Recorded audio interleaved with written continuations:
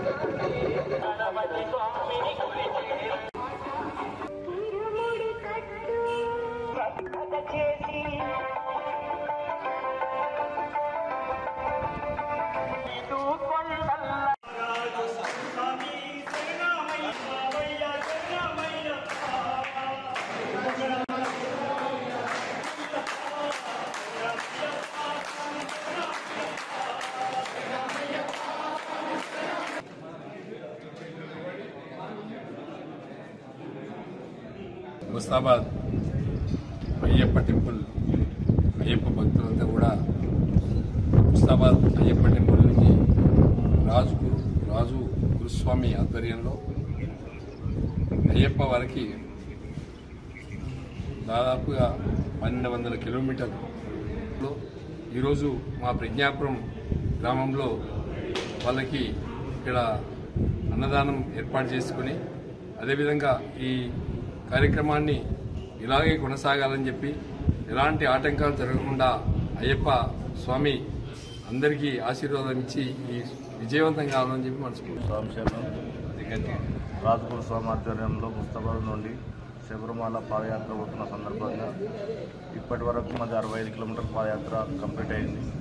ఈరోజు మాకు అన్నదానము మా నాగరాజు గురుస్వామి ఫ్రెండ్స్ శ్రీనివాస్ గౌడు, మల్లికార్జున స్వామి, అవినాష్, రవి వీళ్ళు మాకు అన్నదానం చేయడం జరిగింది. ఇవాళ ప్రజ్ఞాపూర్ గ్రామంలో ఉన్నాం సార్.